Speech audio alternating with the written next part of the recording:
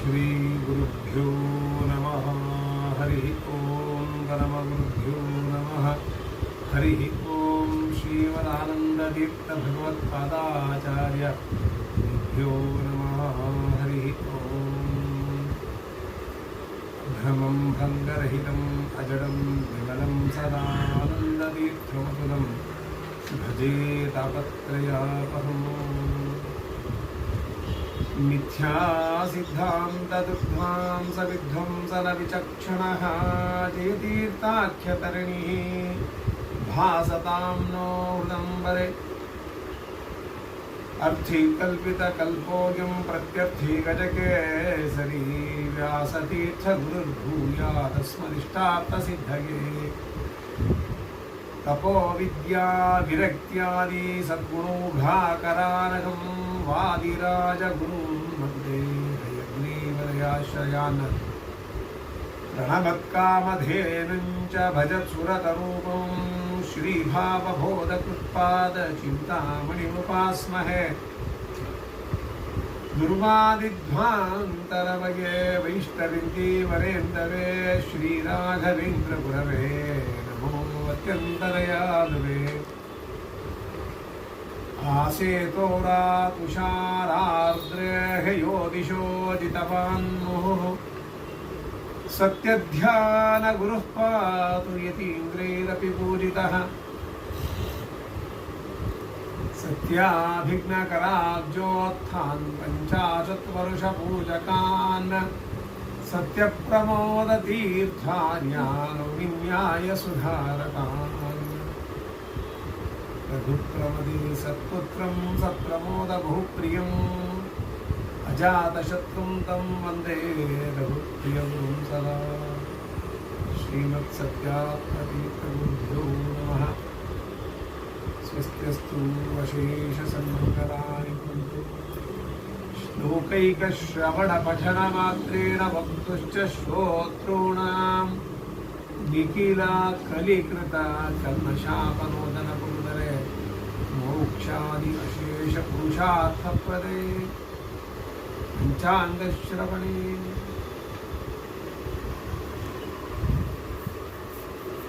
अद्याभिप्रायः तिथेष्टश्रियमाप्नोति वारादायुष्यवर्धनम्. नक्षत्राद्धरते पापं धर्ताद्योगनिवारणम्. करणात्कार्यसिद्धिं स्यात् पञ्चाङ्गफलमुत्तमम्. एतेषां श्रवणां नित्यं गङ्गास्नानफलं लभेत्.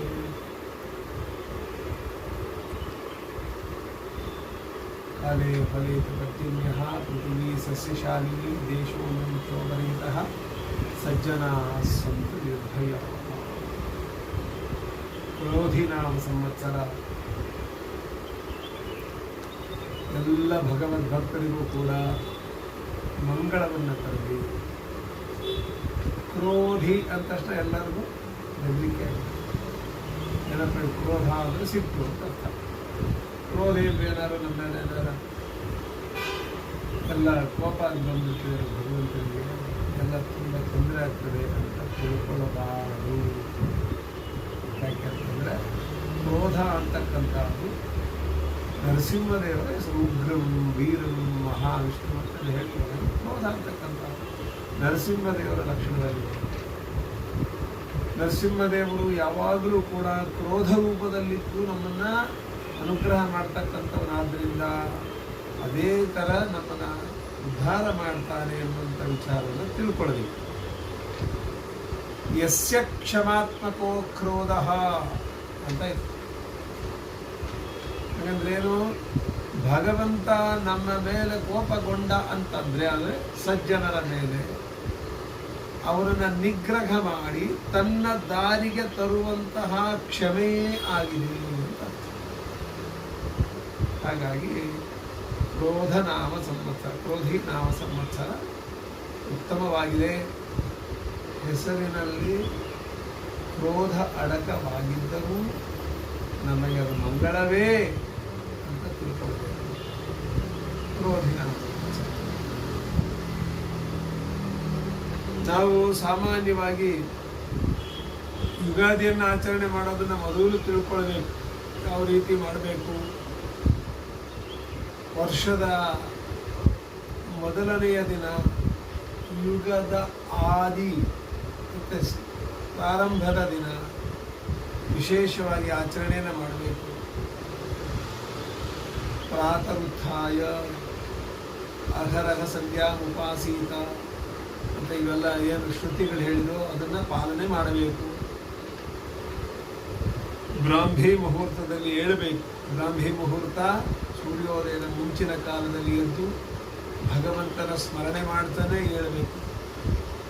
ಅನಗತ್ಯವಾಗಿರ್ತಕ್ಕಂತಹ ಮಾತುಗಳನ್ನು ಆಡಬಾರ್ದು. ವಿಶೇಷವಾಗಿ ಈಗಿನ ಕಾಲಘಟ್ಟಕ್ಕೆ ಇರತಕ್ಕಂತಹ ಈ ಮೊಬೈಲನ್ನು ಬೆಳಗಾಗಿದ್ದ ತಕ್ಷಣ ಉಪಯೋಗ ಮಾಡಿಕೊಂಡು ಅವರಿಗೆ ಮೆಸೇಜ್ ಕಳಿಸ್ತಕ್ಕಂಥದ್ದು ನಮ್ಮ ಮನಸ್ಸನ್ನು ಬೇರೆ ಕಡೆಗೆ ಕಳಿಸುವಂತಹ ಮಾರ್ಗಗಳಿಗೆಲ್ಲ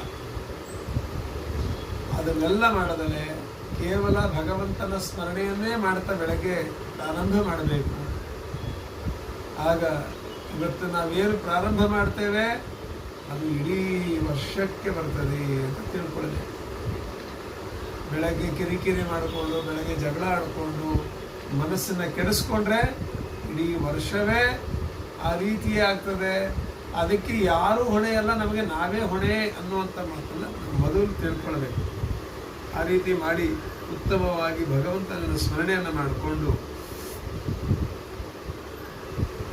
ಮನೆಯ ಮುಖದ್ವಾರವನ್ನು ಚೆನ್ನಾಗಿ ತೊಳೆದು ರಂಗವಲ್ಯಾದಿಗಳಿಂದ ಅಲಂಕಾರ ಮಾಡಿ ಬಾಗಿಲಿಗೆ ತಳಿರು ತೋರಣವನ್ನು ಹಸಿರು ಉತ್ತಮವಾಗಿರತಕ್ಕಂತಹ ದ್ಯೋತಕ, ಮಂಗಳದ ದ್ಯೋತಕ ಹಸಿರು, ಆ ಮಂಗಳ ದ್ಯೋತಕವಾಗಿರತಕ್ಕಂತಹ ಮಾವಿನ ಎಲೆಯನ್ನು, ವಿಶೇಷತೆ ಹೊಂದಿರತಕ್ಕಂತಹ ಬೇವಿನ ಸೊಪ್ಪನ್ನು ಅಂದರೆ ಕುಸುಮ ಸಹಿತವಾದ ಅಂದರೆ ಹೂವಿರ್ತಕ್ಕಂತಹ ಬೇವನ್ನು ಹಾಕಿ ಆ ಭಗವಂತನ ಆಗಮನಕ್ಕೆ ಸರ್ವಸಿದ್ಧತೆಯನ್ನು ಮಾಡಿಕೊಳ್ಳಬೇಕು.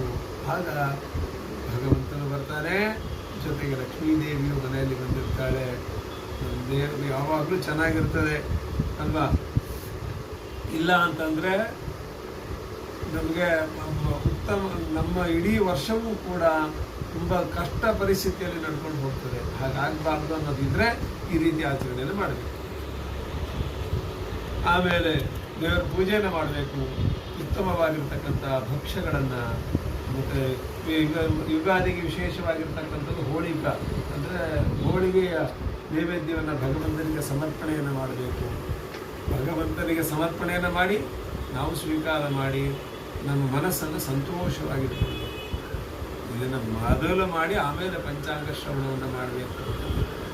ಪಂಚಾಂಗ ಅಂದರೆ ಮತ್ತೆ ಇದೆ ಪಂಚ ಅಂಗಗಳು: ತಿಥಿ, ವಾರ, ನಕ್ಷತ್ರ, ಯೋಗ, ಕರ್ಣ. 5 ಅಂಗಗಳಿಂದ ಕೂಡಿರ್ತಕ್ಕಂಥದ್ದು ಪಂಚಾಂಗ. ನಿತ್ಯವೂ ಕೂಡ ಪಂಚಾಂಗವನ್ನು ನೋಡಲೇಬೇಕು, ಪಂಚಾಂಗವನ್ನು ಓದಲೇಬೇಕು ಅಂತ ಇದೆ. ಆದರೆ ಇವತ್ತಿನ ದಿನ ಯಾಕೆಂದರೆ ಹೊಸ ವರ್ಷದ, ಹೊಸ ಸಂವತ್ಸರದ ಎಲ್ಲ ಫಲಗಳನ್ನು ನಾವು ತಿಳ್ಕೊಂಡು ನಾವು ಯಾವ ಯಾವ ಯೋಜನೆಯನ್ನು ಸಿದ್ಧಪಡಿಸ್ಕೊಳ್ಬೇಕು ಅನ್ನೋದಕ್ಕೋಸ್ಕರ ನಾವೇನು ಚಾರ್ಟ್ ಔಟ್ ಮಾಡ್ತೀವಲ್ವಾ, ಆ ರೀತಿ ಈ ವರ್ಷಕ್ಕೆ ನಮಗೆ ಈ ರೀತಿ ಇದೆ, ನಮ್ಮ ಫಲಗಳು ಈ ರೀತಿ ಇದೆ, ನಾವು ಈ ರೀತಿಯಾಗಿರಬೇಕು ಅಂತ ತಿಳ್ಕೊಳ್ಳೋಕ್ಕೆ ಪಂಚಾಂಗ ಶ್ರವಣವನ್ನು ಮಾಡಿಕೊಳ್ಬೇಕು. ಬರೀ ನಮ್ಮ ರಾಶಿಗೆ ಇಷ್ಟು, ನಮ್ಮ ರಾಶಿಗೆ ಅದು ಅಂತ ತಿಳ್ಕೊಂಡ್ರೆ ಪ್ರಯೋಜನ ಇಲ್ಲ. ನಾವು ಧರ್ಮದಿಂದ ಇದ್ದರೆ ಈ ಪಂಚಾಂಗ ನಮಗೆ ಫಲವನ್ನು ಕೊಡ್ತದೆ, ತಿಳ್ಕೊಳ್ಳಿ.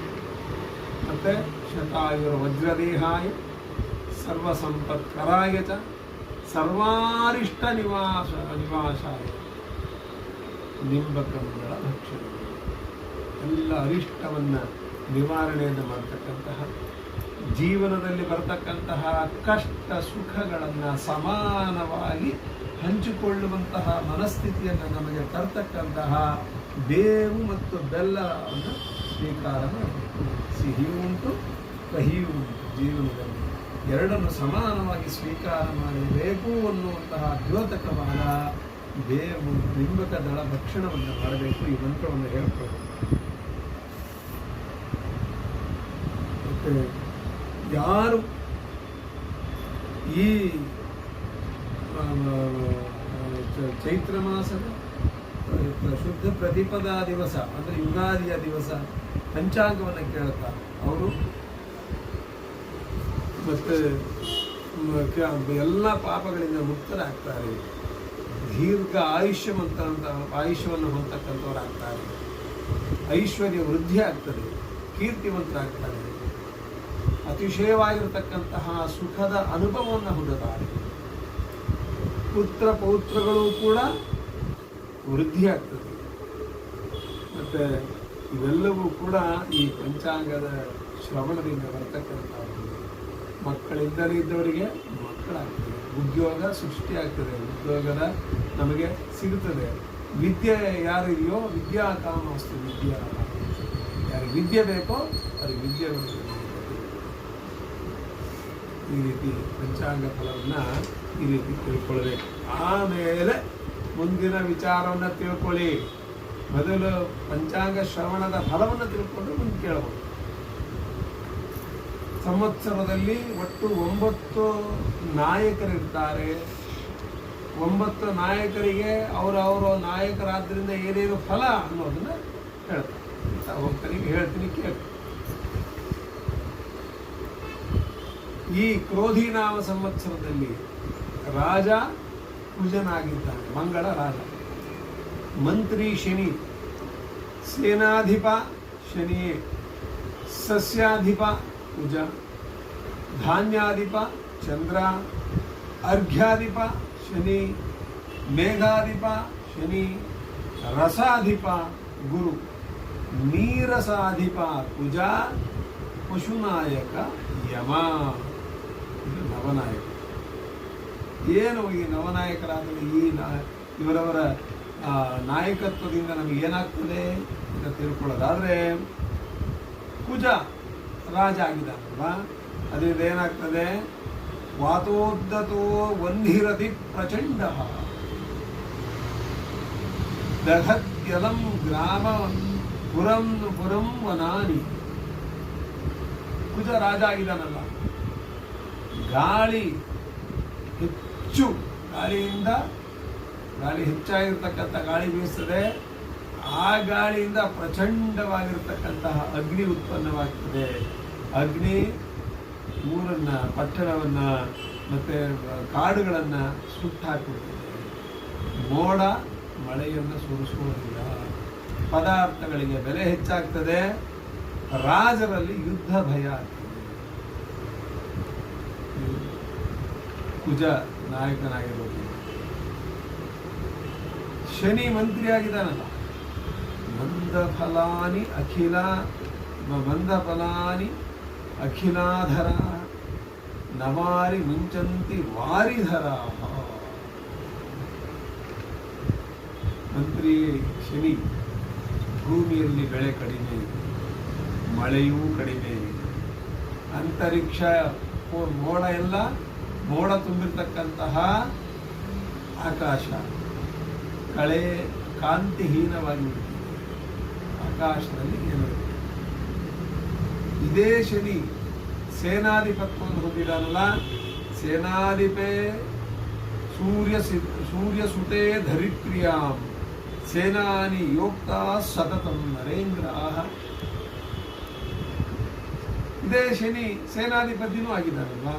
ಇದರಿಂದ ರಾಜರುಗಳು ಸೇನೆಯನ್ನು ಸಿದ್ಧಪಡಿಸೋರಾಗ್ತಾರೆ, ಪ್ರಜೆಗಳು ಅಧರ್ಮ ಪ್ರವರ್ತಕರಾಗ್ತಾರೆ, ಪ್ರಜೆಗಳು ಧರ್ಮದಿಂದ ದೂರ ಇರ್ತಾರೆ.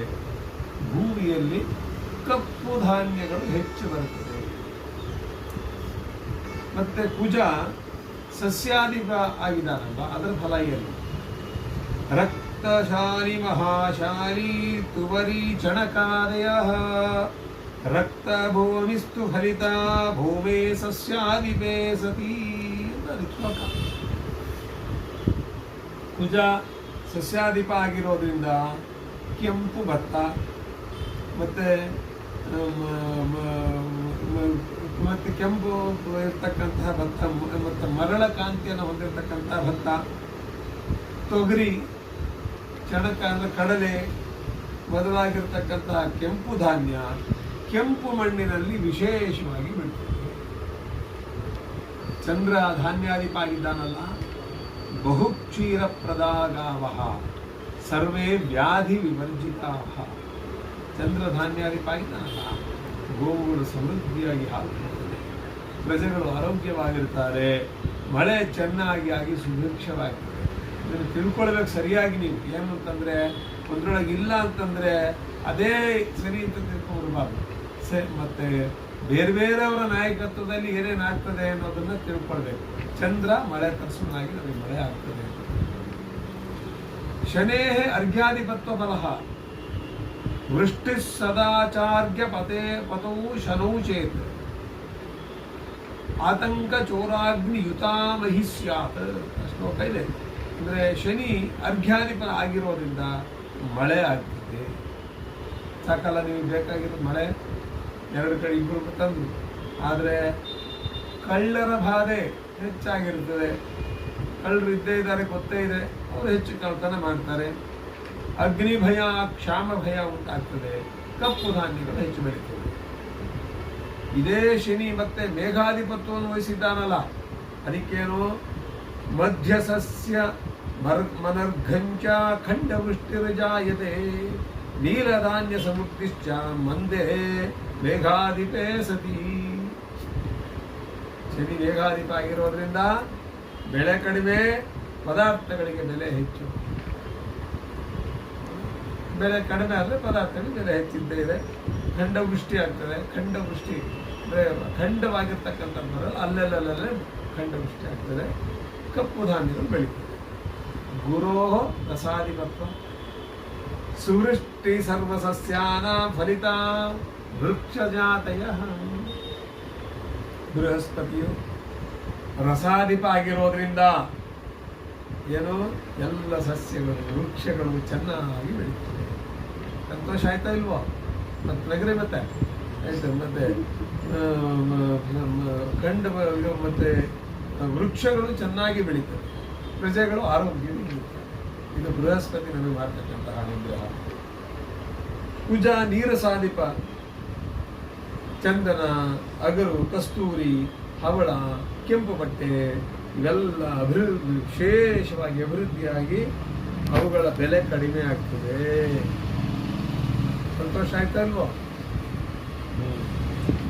ಯಮ ಪಶುನಾಯಕನಾಗಿರೋದ್ರಿಂದ ಅನರ್ಘ್ಯ ಮಲ್ಪವೃಷ್ಟಿಶ್ಚ ಸ್ವಲ್ಪ ಕ್ಷೀರ ತಥಾತ್ಮನು.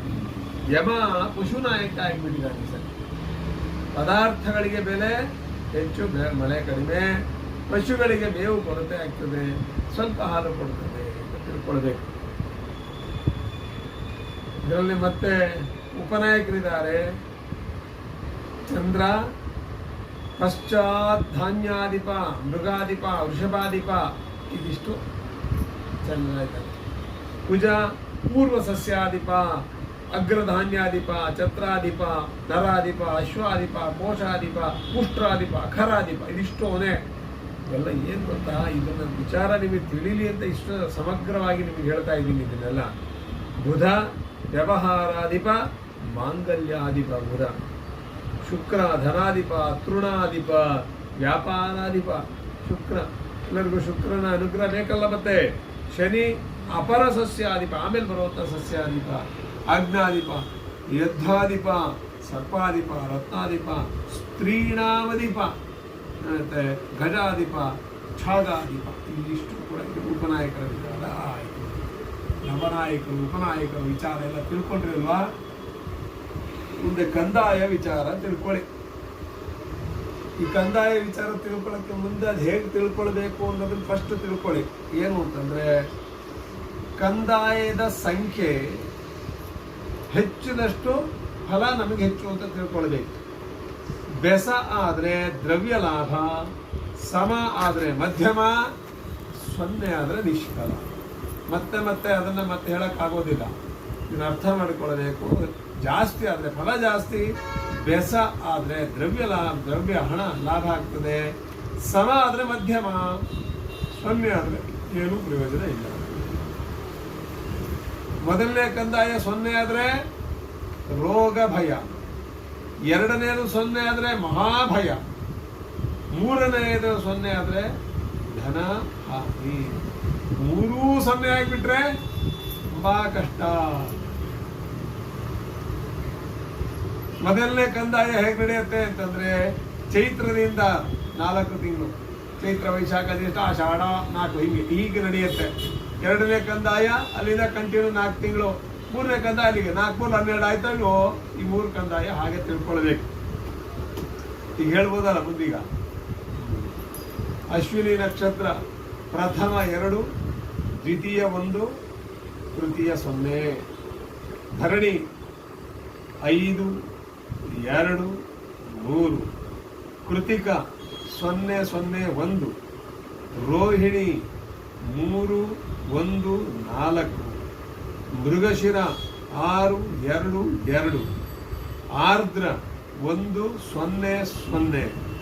ಮತ್ತೆ ಪುನರ್ವಸು 4 1 3. ಪುಷ್ಯ 7 2 1. ಆಶ್ಲೇಷ 2 0 4. ಮಘ 5 1 2. ಪೂರ್ವ ಫಲ್ಗುಣಿ 0 2 0. ಉತ್ತರ ಫಲ್ಗುಣಿ 3 0 3. ಹಸ್ತ 6 1 1. ಚಿತ್ತ 1 2 4. ಸ್ವಾತಿ 4 0 2. ವಿಶಾಖ 7 1 0. ಅನುರಾಧ 2 2 3. ಜ್ಯೇಷ್ಠ ನಕ್ಷತ್ರ 5 0 1. ಮೂಲ 0 1 4. ಪೂರ್ವಾಷಾಢ 3 2 2. ಉತ್ತರಾಷಾಢ 6 0 0. ಮತ್ತೆ ಶ್ರವಣ ನಕ್ಷತ್ರ 1 1 3. ಧನಿಷ್ಠ ನಕ್ಷತ್ರ 4 2 1. ಶತಭಿಷ ನಕ್ಷತ್ರ 7 0 4. ಪೂರ್ವಾಭಾದ್ರ ನಕ್ಷತ್ರ 2 1 2. ಉತ್ತರಾಭಾದ್ರ ನಕ್ಷತ್ರ 5 2 0. ರೇವತಿ ನಕ್ಷತ್ರ 0 0 3. ಇದು ಕಂದಾಯದ ವಿಚಾರ. ಹೊರಗಡೆ ರೇಟ್ ಹಾಕಿ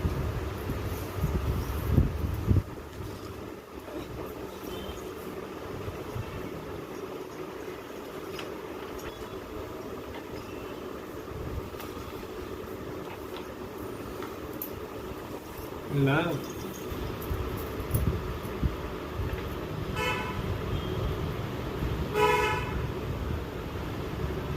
ವರ್ಷದಲ್ಲಿ ಧಾನ್ಯ ಇತ್ಯಾದಿಗಳು ಹೇಗಿದೆ ಅಂತ. ಇದಕ್ಕೆ ಫುಲ್ ಮಾರ್ಕ್ಸ್ ಎಷ್ಟು ಅಂತಂದ್ರೆ 20 ಇದ್ರೆ ಚೆನ್ನಾಗಿದೆ ಅಂತ. ಪೂರ್ಣಾಂಕ 20 ಅಂತ ತಿಳ್ಕೊಳ್ಬೇಕು. ಈಗ ನೋಡ್ಕೊಂಡು ಹೋಗಿ. ವರ್ಷ ಅಂದ್ರೆ ಮಳೆ. ವರ್ಷಂ 5. ಧಾನ್ಯ 11. ಶೀತ 5. ಎಷ್ಟೆಷ್ಟು ಇರುತ್ತೆ ಈ ವರ್ಷದಲ್ಲಿ ಅಂತ. ತೃಣ ಅಂದ್ರೆ ಹುಲ್ಲು 13. ಉಷ್ಣ 17. ಮಾರುತಃ 13. ಪ್ರಜಾವೃದ್ಧಿ 15. ಪ್ರಜಾಕ್ಷಯ 15. ರಾಜವಿಡ್ವರ 11. ಉಗ್ರಂ 5. ಪುಣ್ಯಂ 5. ಪಾಪಂ 5. ವ್ಯಾಧಿ 3. ವ್ಯಾಧಿ ಶಾಂತಿ 9. ಆಚಾರ 3. ದುರಾಚಾರ 11. ಜನನಂ 15. ಮರಣಂ 11. ದೇಶ ಉಪದ್ರವ 13.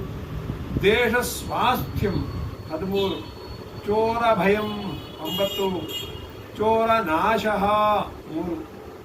ಅಗ್ನಿಬಾಧ 11. ತಚ್ಛಾಂತಿ 3.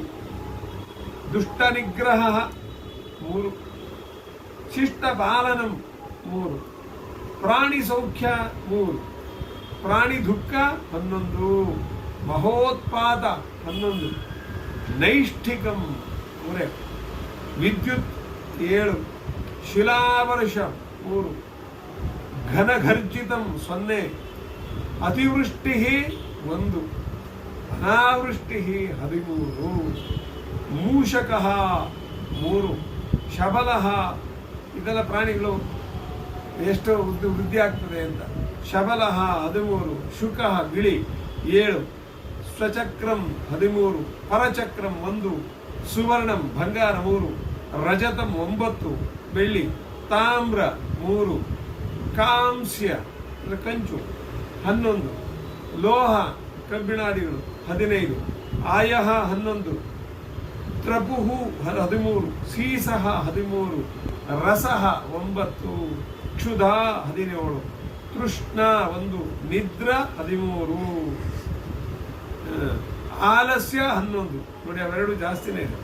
ಶಾಂತಿ 13, ಕೋಪ 5, ದಂಭ 13, ಮಿತ್ರತ್ವ 17 ಇದೆ ಆಯ್ತಾ. ಮಿತ್ರಭೇದ 1, ರಸನಿತ್ಪತ್ತಿ 1, ಫಲನಿತ್ಪತ್ತಿ 1, ಉತ್ಸಾಹ 1. ಇಷ್ಟು ಕೇಳಿದ್ರಲ್ಲ, ಇದರೊಳಗೆ ಒಂದು ಪೂರ್ಣಾಂಕ ಇಲ್ಲ, ಫುಲ್ ಇದೆ ಅನ್ನೋದು ಯಾವುದು ಇಲ್ಲ.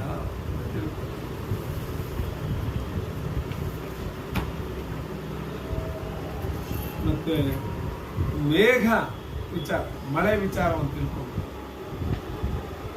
ಸುನೀಲ ಮೇಘಮಾಲಾದಿ ಮಲಿನೀಕೃತ ಭೂತಲೆ ನೀಲೋ ವರ್ಷಾದಿ ಕಾಲೇನ ಮೇಘಜಾಲ ಸಮಾಕುಲ.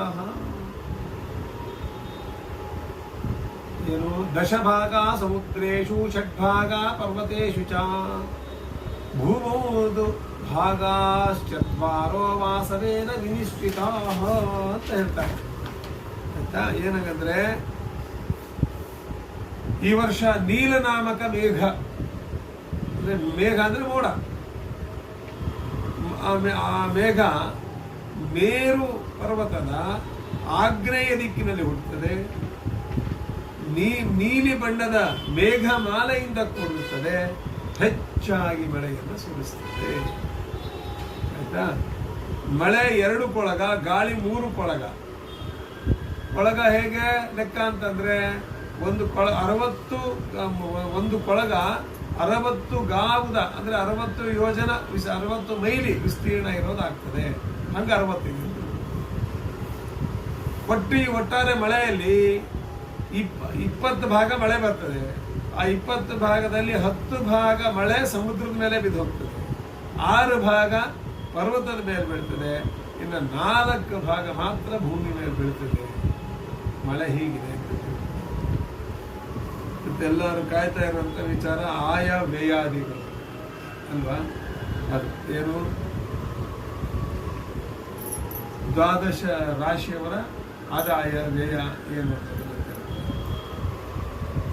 ಮೇಷ ಮತ್ತು ವೃಶ್ಚಿಕ ರಾಶಿಯವರಿಗೆ 8 ಆದಾಯ, 14 ವ್ಯಯ, 2 ಆರೋಗ್ಯ, 3 ಅನಾರೋಗ್ಯ, ರಾಜಕೋಪ 5, ರಾಜಪೂಜ 5, ರಾಜಕೋಪ 6, ಸುಖ 3, ದುಃಖ 3.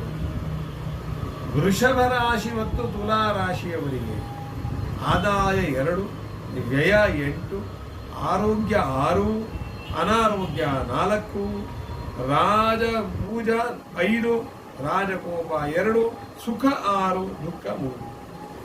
ಮಿಥುನ ಮತ್ತು ಕನ್ಯಾ ರಾಶಿಯವರಿಗೆ ಆದಾಯ 5, ವ್ಯಯನೂ 5, ಆರೋಗ್ಯ 1, ಅನಾರೋಗ್ಯ 1, ರಾಜಪೂಜ 4, ರಾಜಕೋಪ 2, ಮತ್ತೆ ಸುಖ 6, ದುಃಖ 3. ಕರ್ಕಾಟಕ ರಾಶಿಯವರಿಗೆ 5 ಆದಾಯ, 11 ವ್ಯಯ, ಆರೋಗ್ಯ 5, ಅನಾರೋಗ್ಯ 1, ರಾಜಪೂಜ 2, ರಾಜಕೋಪ 6, ಸುಖ 6, ದುಃಖ 3. ಸಿಂಹರಾಶಿಯವರಿಗೆ 2 ಆದಾಯ, 14 ವ್ಯಯ, ಮತ್ತೆ ಆರೋಗ್ಯ 3, ಅನಾರೋಗ್ಯ 0, ರಾಜಪೂಜ 5, ರಾಜಕೋಪ 6, ಸುಖ 3, ದುಃಖ 3. ಧನುಸ್ಸು ಮತ್ತು ಮೀನರಾಶಿಯವರಿಗೆ 11 ಆದಾಯ, 5 ವ್ಯಯ, ಆರೋಗ್ಯ 0, ಅನಾರೋಗ್ಯವೇ 4, ರಾಜಪೂಜಾ 4, ರಾಜಕೋಪ 2, ಸುಖ 6, ದುಃಖ 3. ಮಕರ ಮತ್ತು ಕುಂಭರಾಶಿಯವರಿಗೆ 14 ಆದಾಯ, 14 ವ್ಯಯ, ಆರೋಗ್ಯ 1, ಅನಾರೋಗ್ಯ 6, ಮತ್ತೆ ರಾಜಪೂಜಾ 5, ರಾಜಕೋಪ 6, ಸುಖ 3, ದುಃಖ 3. ಇದಿಷ್ಟು ಆಯ ವ್ಯಯಾದಿಗಳನ್ನು ತಿಳ್ಕೊಳ್ಬೇಕು. ಮತ್ತೆ ಈ ವರ್ಷ ಗುರು ಮತ್ತೆ ಶುಕ್ರರ ಅಸ್ತ ಉದಯಗಳನ್ನು ತಿಳ್ಕೊಳ್ಬೇಕು. ಮಂಗಳ ಕಾರ್ಯಗಳನ್ನು ಮಾಡೋದಕ್ಕೆ ಬರೋದಿಲ್ಲ. ಏನು ಅಂತಂದರೆ ಗುರು 18/5/24 ಪಶ್ಚಾದಸ್ತ ಪಶ್ಚಿಮದಲ್ಲಿ ಮುಳುಗಿ ಹೋಗ್ತಾನೆ. ಮತ್ತೆ 30/5/24 ಪೂರ್ವದಲ್ಲಿ ಉದಯನಾಗ್ತಾನೆ ಗುರು. ಶುಕ್ರ 15/2/24 ಪೂರ್ವದಲ್ಲಿ ಅಸ್ತನಾಗ್ತಾನೆ. 23/6/24 ಪಶ್ಚಿಮದಲ್ಲಿ ಉದಯನಾಗ್ತಾನೆ. ಮತ್ತೆ 18/3/25 ಪಶ್ಚಿಮದಲ್ಲಿ ಅಸ್ತನಾಗ್ತಾನೆ. ಮತ್ತೆ 27/3/25 ಪೂರ್ವದಲ್ಲಿ ಉದಯನಾಗ್ತಾನೆ. ಇದು ಗುರು ಶುಕ್ರರ ಉದಯಾಸ್ತ ಕಾಲಗಳನ್ನು ತಿಳ್ಕೊಳ್ಬೇಕು. ಆವಾಗ ಯಾವ ಮಂಗಳ ಕಾರ್ಯಗಳನ್ನು ಮಾಡಕ್ಕಿರೋದಿಲ್ಲ. ಗುರು ಶನಿ ಸಂಚಾರ ಹೇಗಿದೆ ಅಂತಂದ್ರೆ, ಗುರು ವರ್ಷದ ಪ್ರಾರಂಭದಿಂದ 11/5/2024 ಮೇಷರಾಶಿಯಲ್ಲಿ ಸಂಚಾರ ಮಾಡ್ತಾರೆ.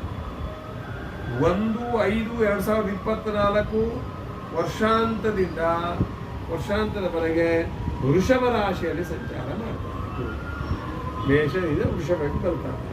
ಶನಿ ವರ್ಷದ ಪ್ರಾರಂಭದಿಂದ 29/3/2025 ಕುಂಭರಾಶಿಯಲ್ಲಿ ಸಂಚಾರ ಮಾಡ್ತಾನೆ. 29/3/25 ವರ್ಷದ ಕೊನೆವರೆಗೆ ಮೀನರಾಶಿಯಲ್ಲಿ ಇರ್ತಾನೆ ಶನಿ ಅಂತ ತಿಳ್ಕೊಳ್ಳಿ. ಗ್ರಹಣಗಳ ವಿಚಾರವನ್ನು ತಿಳ್ಕೊಬಿಡಿ. ಇದು ಭಾರಿ ವಿಚಾರ ಆಗ್ತದೆ. ಇದು ಮೊನ್ನೆನೂ ಕೂಡ ನಿನ್ನೆ ಒಂದು ಗ್ರಹಣ ಇದೆ ಅಂತ ಹೇಳಿ ಎಲ್ಲರೂ ಸುಳ್ಳು ಹೇಳಿ ಎಲ್ಲರಿಗೂ ಕೂಡ ದಿಕ್ ತಪ್ಪಿಸಿದ್ದಾರೆ. ಆ ರೀತಿ ಇಲ್ಲದಲೇ ಇರ್ತಕ್ಕಂತಹ ಗ್ರಹಣಗಳ ಆಚರಣೆ ಬೇಕಿಲ್ಲ. ಅದನ್ನು ಸರಿಯಾಗಿ ಕೇಳ್ಕೊಳ್ಳಿ. ಇದನ್ನು ಏನು ತಾರೀಕು 18/9/2024 ಬುಧವಾರ ಭಾದ್ರಪದ ಶುಕ್ಲ ಪೂರ್ಣಿಮಾ ದಿವಸ ಚಂದ್ರಗ್ರಹಣ ಇದೆ. ಭಾರತಕ್ಕೆ ಕಾಣಿಸೋದಿಲ್ಲ. ನಮಗೆ ಆ ಗ್ರಹಣ ಇಲ್ಲ. ಮತ್ತೆ 2/10/2024 ಭಾದ್ರಪದ ಕೃಷ್ಣ ಅಮಾವಾಸ್ಯೆ ಸೂರ್ಯಗ್ರಹಣ ಇದೆ. ಭಾರತಕ್ಕೆ ಕಾಣಿಸೋದಿಲ್ಲ. ನಮಗೆ ಅದರ ಆಚರಣೆ ಇಲ್ಲ. 14/3/2025 ಶುಕ್ರವಾರ ಫಾಲ್ಗುಣ ಶುಕ್ಲ ಪೂರ್ಣಿಮಾ ದಿವಸ ಚಂದ್ರಗ್ರಹಣ ಇದೆ. ಅದು ಭಾರತಕ್ಕೆ ಕಾಣಿಸೋದಿಲ್ಲ. ಅದೇ ಮುಂದಿನ 29/3/2020 ಅಂದರೆ ಫಾಲ್ಗುಣ ಕೃಷ್ಣ ಅಮಾವಾಸ್ಯೆ ಸೂರ್ಯಗ್ರಹಣ ಇದೆ. ಅದು ಭಾರತಕ್ಕೆ ಕಾಣಿಸೋದಿಲ್ಲ. ಹೀಗಾಗಿ 4 ಗ್ರಹಣಗಳಿದ್ದರೂ ಸಹ ಯಾವ ಗ್ರಹಣವೂ ಭಾರತಕ್ಕೆ ಕಾಣಿಸೋದಿಲ್ಲ. ಈ ವರ್ಷ ಯಾವುದೇ ಗ್ರಹಣವು ನಮ್ಮ ಭಾರತದಲ್ಲಿ ಆಚರಣೆ ಇಲ್ಲ. ಇದನ್ನು ಸರಿಯಾಗಿ ಸ್ಪಷ್ಟವಾಗಿ ತಿಳ್ಕೊಳ್ಳಿ ಅಂತ ಅದನ್ನು ಒತ್ತಿ ಹೇಳಿದ್ದೀನಿ. ಮತ್ತು ಗ್ರಹಣದ ವಿಚಾರವನ್ನು ತಿಳ್ಕೊಂಡ ಮೇಲೆ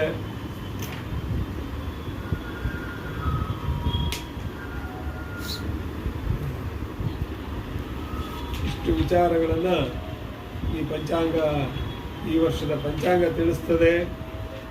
ಎಲ್ಲರಿಗೂ ಕೂಡ ಸಕಲ ಗ್ರಹ ಬಲ ನೀನೆ ಸರಸಿಜಾಕ್ಷ ಎಂಬಂತೆ ಪರಮಾತ್ಮನೇ ಎಲ್ಲ ಗ್ರಹಗಳ ಬಲನಾಗಿರ್ತಾನೆ. ಪರಮಾತ್ಮನಾಗಿರ್ತಕ್ಕಂತಹ ಸರ್ವಶಕ್ತನಾಗಿರ್ತಕ್ಕಂತಹ ಪರಮಾತ್ಮನನ್ನು ಸ್ಮರಣೆ ಮಾಡಿಕೊಳ್ಳಿ.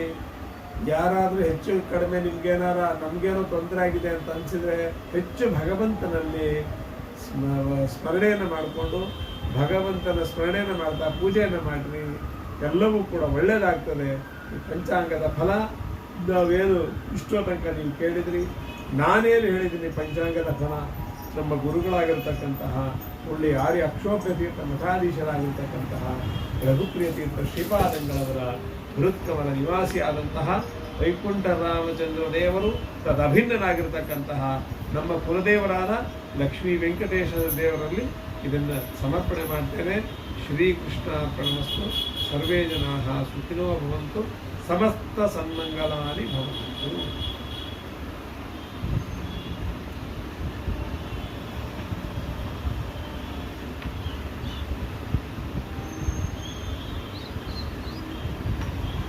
ಬನ್ನಿಮ್ಮ, ಮಂಗಳಾರತಿ ಕೊಡಿಮ್ಮ.